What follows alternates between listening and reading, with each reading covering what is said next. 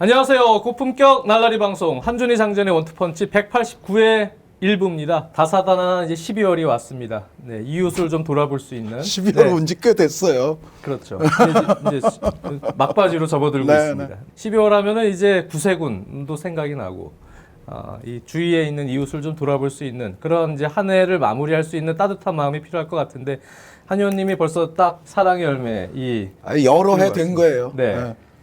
올해 제가 뭐 아직 좋은 일을 못해서 죄송한데 여러 해 전에 얻은 거를 그냥 갖고 다니고 그렇습니다. 있습니다. 어쨌든 이거를 이제 살 때 그렇죠. 돈을 내고 네. 그것이 이제 기부가 되는 돈이 될 텐데 얼마를 내는지는 모르겠습니다만 형수님이 일단 지폐라고 하셨습니다. 지폐. 그래서 동전은 아니니까 일단 1,000원 이상 된다. 네. 이렇게 일단 판단을 해주시면 될 것 같습니다.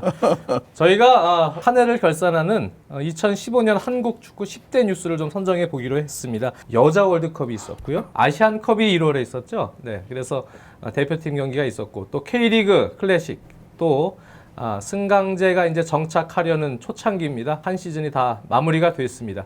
그런 상황에서 눈에 띄는 굵직한 딱 바로 한 번에 떠오르는 그런 뉴스는 사실은 올해에는 그렇게 뚜렷하게 나타나지는 않은 것 같아요.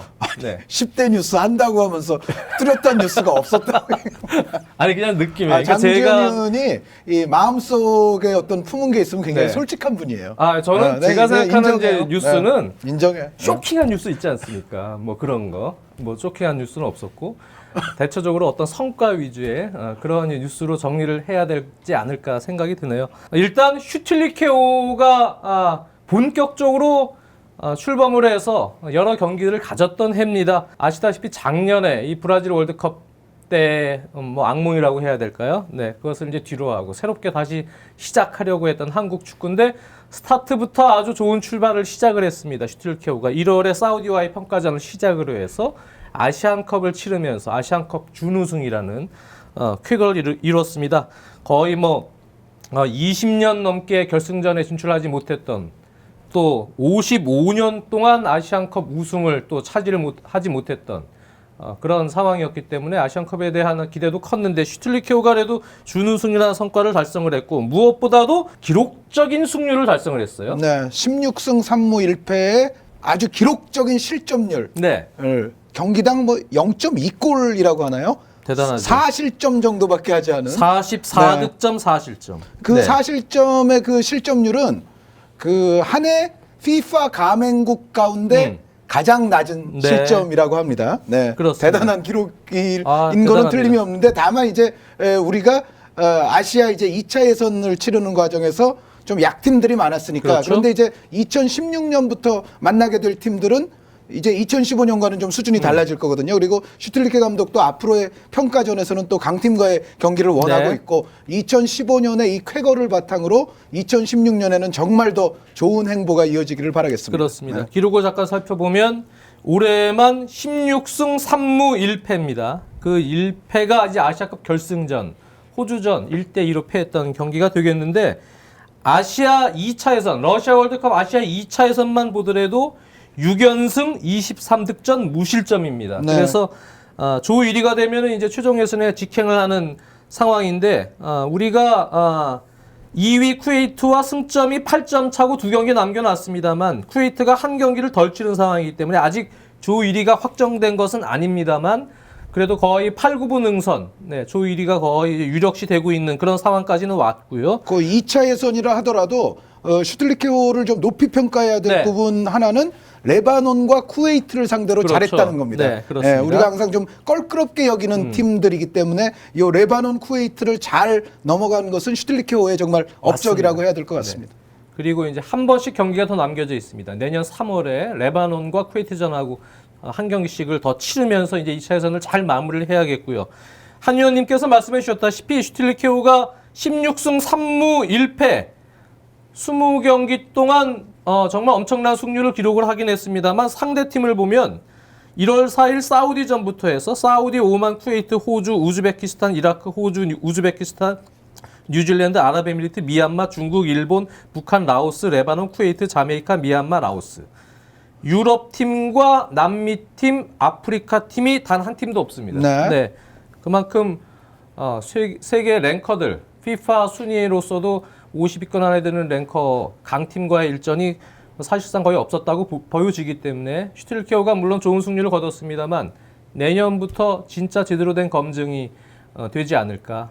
그리고 최종 예선도 있습니다만 어쨌든 간에 강팀과의 평가전을 통해서 진짜 슈틸리케오가 좀 전력을 좀 담금질할 수 있는 그러한 검증 무대를 거쳤으면 하는 것이 또 바람입니다. 슈틸리케오의 이 성과와 더불어서 한국 축구 10대 뉴스 두 번째 뉴스는 역시 캐나다 여자 월드컵의 성과를 네. 또 안 꼽을래 안 꼽을 수 없을 것 같습니다. 정말 우리가 과거에 아주 옛날에 북경 아시안 게임 때 여자 축구를 급조를 했었죠. 네. 그래서 정말 한동안 어떻게 보면 여자 축구 강국이 많은 아시아에서 변방처럼 여겨졌었다가 마침내 월드컵 16강을 이뤘습니다. 정말 이거는 여자 축구에 있어서 전체적인 어떤 지원이라든가 우리 어떤 규모라든가 이런 걸로 봤을 때는 상당히 큰 쾌거임에 틀림이 없습니다. 네, 상당히 이제 열악한 환경에서 그래도 꾸준히 기량 발전을 해오고 또 대표팀, 특히 대표팀으로서 팀의 발전을 이룩했던 여자 대표팀이고 이번에 나왔던 멤버들이 신구가 잘 조화를 이루면서 뭐 지소연 선수를 필두로 해서 그동안 경험이 쌓였던 베테랑들과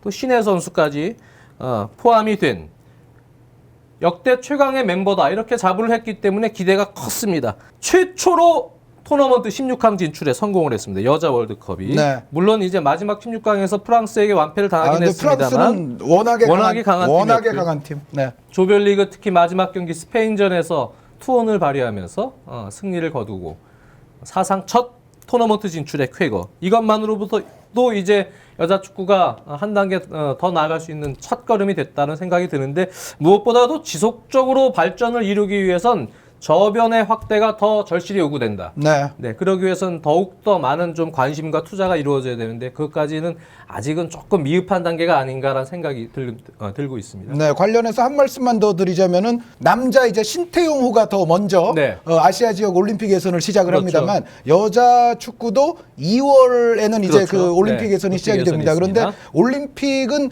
여자 축구가 사실 비중이 훨씬 더 크죠.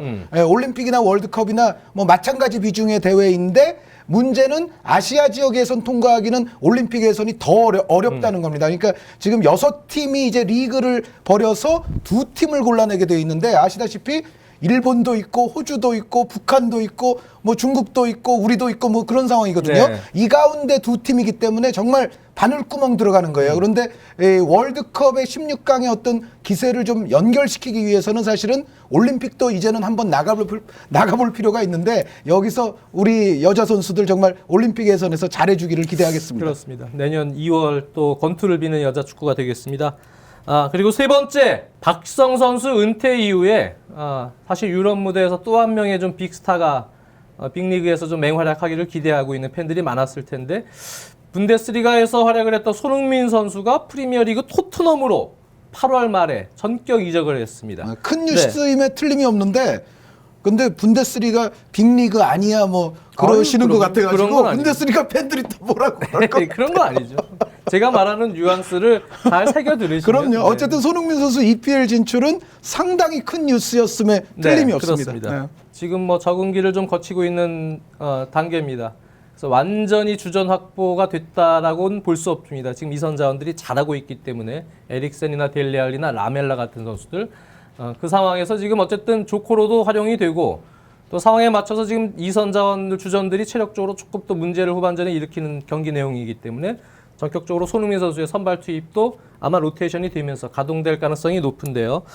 빨리 좀 팀에 녹아들 수 있는 적응 단계 속에서 손흥민 선수가 좀 빠른 어떤 성과를 낼 수 있는 그런 시즌 후반기가 좀 됐으면 하는 바람입니다. 자, 네 번째는 국내 K리그 클래식 뉴스에서 역시 이 뉴스. 전북의 천하.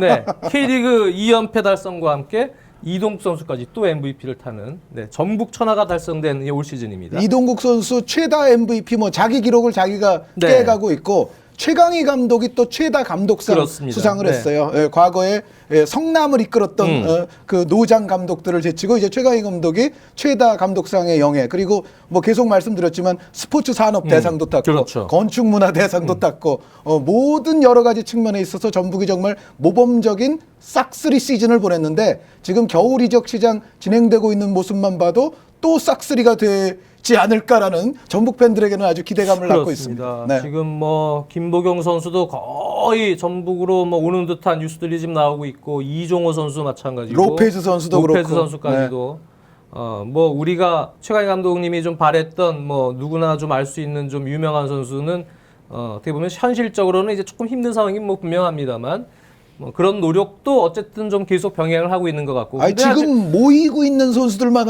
하더라도 그렇죠. 대단한 네. 멤버가 될 것 맞습니다. 같아요. 근데 아쉬운 점은 이제 전북은 이렇게 기본적으로 좀 대기업 구단의 행보를 정상적으로 걷고 있는데 다른 시즌과 마찬가지로 다른 구단들은 무언가 이제 긴축 재정이라고 하긴 그렇습니다만 더 이상 투자를 하는 것보다는 내실을 다지는 단계로 지금 가는 느낌이에요. 네. 전체적으로 지금 대기업들도 그렇고 뭐 경제 상황이 그렇게 녹록치 않은 상황이기 때문에 몸집을 조금 줄이면서 내실을 다지는 단계로 가는 부분. 아무래도 중국 슈퍼리그나 이런 쪽에 어떤 자본이 많이 유입이 되는 그런 현 상황과 좀 비교해 볼 때는 캐리 클래식의 파이가 조금 정체되는 것 아니냐라는 아쉬움도 분명히 있습니다. 자, 5번째 뉴스는 우리가 뭐 2002년 한일 월드컵을 여전히 추억하는 많은 팬들이 있는데 네. 2002 한일 월드컵의 이제 마지막 세대들이 거의 다 은퇴를 이제 마무리하고 있습니다. 차두리 선수와 이천수 선수가 은퇴를 선언을 했습니다. 네. 차두리 선수는 은퇴를 아주 깔끔하게 처리를 했고 이천수 선수는 완전히 이제 예능인으로서의 근데 변화를 은퇴 추구하고 이후에 있습니다. 활동이 활발한 것 같아요. 그렇습니다. 이천수 선수. 노래 상당히 잘하더군요. 네, 이천수 선수. 다음에 이제 어떤 예능인으로서의 느낌을 받을지 모르겠는데 이제 2002 세대의 마지막은 김남일 선수가 남았군요. 네. 아직 은퇴를 하진 않았습니다. 교토 상가에서 J2 리그죠. 네, 활약을 하다가 올 시즌에 이제 끝나고 다른 팀을 지금 찾아보고 있는데 어쨌든 김남일 선수의 행보에 따라서 2002 세대가 마지막이 되느냐 또 한 번 더 김남일 선수가 끝까지 선수생활 이어가느냐가 될 것 같습니다. 네, 요 대목에서 한 말씀 덧붙이고 싶은 네. 거는 우리가 2002 이 월드컵은 분명히 우리 축구의 정말 커다란 전환점이었습니다. 그리고 이 당시에 성공한 멤버들이 정말 장기간 동안 또 아주 축구를 대표하는 이름처럼 아주 슈퍼스타였지 않습니까? 그렇죠. 근데 이제 문제는 뭐냐면 이 선수들 이후에 축구계는 이제 스타들을 또 계속 키워내야 됩니다. 올 시즌 이제 K리그에서 젊은 스타들이 많이 나오기는 했습니다만 사실상 아직은 2002 세대들의 어떤 그 일반인들까지도 아는 그 네임밸류에 비한다면 아직은 좀 미약하다고 볼 수가 있는데 전체적으로 우리가 스타가 부족해서 K리그가 흥행이 덜 된다. 이러한 이야기는 좀 나오지 않도록 스타가 정말 우리 K리그 무대에서 앞으로도 계속 더 많이 나와야 되고 2002 세대에 대한 의존은 결국은 이제는 끝나지 않습니까? 그렇습니다. 네, 이 이후에 우리가 스타들을 얼마나 만들어낼 것이냐에 관해서 상당히 연구를 많이 해야 그렇죠. 된다. 이런 생각을 하게 됩니다. 지금부터가 그래서 새로 리스타트하는 느낌의 새로운 시작인 것 같아요. 그런 의미에서 이 6번째 뉴스는 그나마 희망을 좀 안겨줄 수 있는 뉴스입니다. 새로운 일반인들이 들을 때 새로운 선수들, 새로운 이름들이 많이 수면 위로 등장한 시즌입니다. K리그 영 플레이어들이 특히 맹활약을 펼쳤던 시즌입니다. 이재성 선수, 황의조, 권창훈, 손준호 이런 선수들이 이제 젊은 선수로서 서서히 수면 위로 올라와서 일반인들에게 각인을 시켜줬고 대표팀에서 역시 이정엽 선수 그리고 또 최근에 연속골을 포르투갈 리그에서 넣고 있는 석현준 선수. 석현준 좀 선수 신선한 이름들이죠. 그렇습니다. 네. 이 선수들이 이제 수면 위로 올라오면서 앞으로 한국 축구의 미래를 이제 짊어질 이런 선수들로 이제 각광을 받고 있습니다. 최근에 특히 석현준 선수 엄청나더군요. 이 연속골 행진이 계속 이어지고 있는데 골도 아주 이른바 장난이 아니게 넣어요. 그렇습니다. 네, 아주 멋진 골들을 넣고 있습니다. 그래서 지금 석현준 선수 같은 경우는 저희가 한번 따로 특집으로 한번 다음 주가 됐던 조만간에 한번 다뤄볼 생각입니다. 석현준 선수 포르투갈 리그를 서서히 지금 자료조사를 하기 시작을 했습니다. 어쨌든 이렇게 젊은 선수들, 새로운 선수들의 맹활약, 올 시즌에 좀 희망을 줬던 우리나라 축구가 됐습니다. 7번째 뉴스는 반대로 조금 걱정이 되는 물론 이것을 기회로 삼자는 얘기도 지난 시간에 했습니다만 가속화되고 있는 중국 슈퍼리그로 선수 유출이 올 시즌에도 지금 계속 이어지고 있습니다. 기존에 김영권 선수, 하대성, 수비수 김주영, 장현수 이런 선수들뿐만 아니고 벌써 승격팀인데 이 승격팀으로도 벌써 연변 FC, 김승대와 윤빛가람이 이적을 네. 했고 많은 선수들이 지금 빠져나가고 있는 이런 부분은 사실 이거를 뭐 기회로 이용하자는 부분도 있습니다만 걱정거리가 좀 많습니다. 네, 근데 어디까지는 뭐 지난 시간에 말씀드렸던 대로 뭐 전 세계 축구에서 결국은 자금의 흐름에 따라서 선수의 흐름도 결국은 네. 변하게 돼 있고 현재로서는 중국이 뭐 거의 정책적으로 돈이 많은 상황이기 때문에 그리고 그 돈의 차이가 사실은 상당히 크거든요. 네. 그래서 선수의 흐름은 또 어쩔 수 없는 면이 분명히 있고 우리는 이 중국으로부터 유입되는 자금을 구단들이 좀 합리적으로 재투자를 하고 선순환 구조를 만들어야 되는데 이제 약간 이제 한 가지 드는 걱정은 이것이 정말 재투자가 충분히 잘 될 수 있을지 그것이 조금 걱정이긴 합니다만 어찌됐건 내부의 자금이 원활히 돌지 않는다면 결국 외부로부터 자금을 유입해서 돌려야 되는 것은 뭐 사실이다 이렇게 네. 말씀드릴 수가 있습니다. 그렇습니다. 저희가 뭐 녹화를 지금 목요일 좀 오전에 일찍 하고 있습니다만 스케줄상 오늘 저녁에 이 광저우 왕다 같은 클럽이 클럽 바르셀로나와 월드컵에서 대결하죠. 바르셀로나가 예, 예. 지금 대결을 그 합니다. 저희가 지금 클럽 아메리카를 이겼어요. 또? 그렇습니다. 예, 예. 네. 그렇게 중국 팀들도 이제 전력이 올라와서 챔피언들이 계속 광저우 같은 큰 팀이 생겼고 그러다 보니까 우리 팀들이 또 아시아 챔피언스 리그에서 올 시즌은 좀 동반부진한 이런 네. 상황이 이어졌습니다. 근데 이제 문제는 요즘 이제 특히 이제 내년 2016년 시즌에 아마 중국 클럽들은요. 제가 봤을 때는 광저우 에버그란데 같은 제2, 제3의 멤버들을 갖춘 네. 클럽들이 좀 늘어날 겁니다. 그러니까 우리가 지금까지는 아시아에서 우리가 정상에 서려면은 광저우 에버그란데 꺾으면 뭐 적어도 우리가 동아시아에서 최강소리 할 수 있다라는 생각을 해왔습니다만 요즘 중국 클럽들의 어떤 돈의 팽창이라든가 어떤 스카우트의 어떤 열의를 봤을 때는 광저우 비슷한 또 레벨의 외국인 선수를 갖추는 클럽들이 숫자가 좀 늘어날 수가 있습니다. 그래서 이 부분은 우리가 K리그가 경기력적으로 좀 극복을 해야 그렇습니다. 되겠습니다. 예. 자, 그리고 8번째 뉴스는 조금 안타까운 뉴스입니다. 물론 이제 과거에도 이런 일들이 간혹 발생이 되곤 했습니다만 그래도 과거에 비해서 이런 좀 나쁜 뭐 관행이라고 하기보다는 범죄 행위죠. 네, 이런 것이 관행이 되면 안 되죠. 그럼요. 네. 좀 없어졌다고 생각이 들었는데 올 시즌에 또 이 검찰 수사에서 이런 것들이 지금 나오고 있습니다. 일단 심판, 네, 로비 청탁 문제 K리그에서요.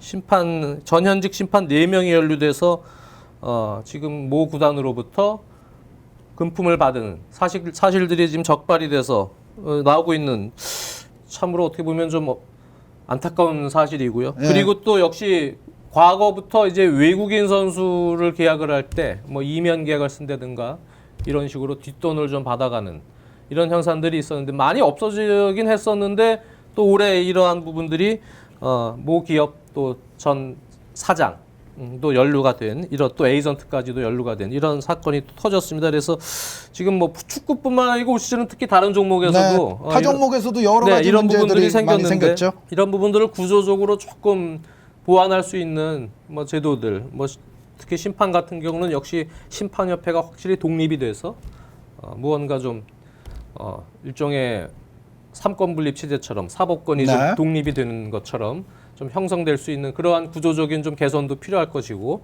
여러 가지로 아직까지도 이런 좀 구태연한 구시대적인 이런 행태들이 나온다는 것 자체가 참 안타깝습니다. 일단 뭐 이거는 여러 뭐 다른 분야도 마찬가지입니다만 결국은 의식 구조의 그렇죠. 개혁, 네. 혁신이 필요한 부분이고 그리고 시스템적으로는 각 구단별로 특히 이제 외국인 선수 영입 같은 경우에는 자정 기능을 구단별로 잘 갖추고 있어야 됩니다. 그리고 아까 이제 중국 리그와의 어떤 자금력의 차이도 말씀을 드렸습니다만 자금이 적은 리그나 클럽이 자금이 많은 리그와 싸우기 위해서는 네. 사실은 저비용 고효율의 합리적인 외국인 스카우트는 필수 조건 아닙니까? 근데 이제 그 합리적인 스카우트가 이러한 어떤 관행이라는 이름 속에 또 아주 부정적인 방식으로 그러니까요. 제대로 안 된다고 그러면 사실은 이것이 뭐 자금의 어떤 손실을 넘어서 결국은 경기력의 저하로 직결이 되게 돼 있거든요. 그래서 우리 K리그가 현재 처한 상황은 뭐 중국 리그와 자꾸 비교를 해서 그렇습니다만 지난 시간에도 말씀드렸다시피 결국은 유스 어떤 유소년 유망주들의 육성 그리고 지도자들의 어떤 전술적 역량의 강화 자기 개발 이런 부분들 여기에 합리적인 외국인 선수 스카우트 이런 부분들이 동반이 돼야만이 우리가 경기력이 안 떨어질 수가 있거든요. 그래서 이 부분은 정말 우리 K리그가 자정을 하고 감시 시스템을 강화를 해야 된다는 생각입니다. 그렇습니다. 환골탈퇴할 수 있는 그런 이제 심판 조직, 심판들의 자세도 필요할 것 같습니다. 자, 9번째 뉴스는 역시 승강제가 본격적으로 이제 정착기에 접어드는 첫 시즌입니다. 내셔널리그 과거의 팀이었던 수원시청, 네. 수원 FC라는 이름으로 이제 미러클 수원. 그렇습니다. 수원 FC가 캐리 클래식 무대로 이제 올라왔습니다. 승격이 됐고 반대로 부산 아이파크, 네, 이 전통의 명문 구단이라고 불렸던 대우 로얄즈 시절부터 이 부산 아이파크가 기업 구단 최초로 강등이 되는 네, 두 가지 사건이 겹쳤습니다. 그러니까 승강제를 본격 시행하면서 올 시즌만큼 아주 극명한 시즌이 네, 없는 거죠. 그렇습니다. 그러니까 말씀해 주신 것처럼 내셔널리그에서 출발했던 팀이 지금 이제 클래식까지 올라오는 결과가 됐고, 그리고 기업 구단이 또 이제 챌린지로 떨어지는 결과가 됐으니까 정말 승강제 시행 이후에 어떻게 보면 가장 짜릿한 시즌이었다고 해도 과언이 아닙니다. 다만 이제 지난 시간에도 장지현 위원께서 말씀을 하셨습니다만 이렇게 짜릿한데 좀 더 이것이 홍보가 되고 흥행이 되고 관중이 많았으면 하는 네, 바람이 있습니다. 그렇습니다. 이제 초창기이긴 합니다만 빠른 시간 안에 무엇을 좀 바라는 것보다는 아직 우리의 연고 의식, 특히 프로축구 같은 경우는 연고 의식이나 또 지역 밀착된 어떤 정착된 어떤 구단들의 어떤 행보가 아직 초창기이기 때문에 인내심을 갖고요. 꾸준하게 좀 장기 플랜을 설정을 해서 꾸준하게 노력을 할 수 있는 그러한 마인드로 하나하나 개선될 수 있는 좀 시즌이 됐으면 좋겠어요. 그래서 지금 뭐 관중이 부산 아이파크도 마찬가지입니다. 네, 계속 관중이 홈 관중이 그렇게 느는 속도가 없습니다만 내년에는 100명이라도 더 늘 수 있게 또 그 다음 시즌엔 또 한 200명 더 늘 수 있게 이렇게 작게나마 먼 산을 좀 바라보듯이 네, 장기적으로 좀 발전할 수 있는 그러한 이제 프로축구가 좀 됐으면 좋겠어요. 네, 그래서 너무 이제 우리 팬들은 유럽 축구를 보다 보니까 한꺼번에 좀 많이 이루려고 싶어하는 욕심들이 있는데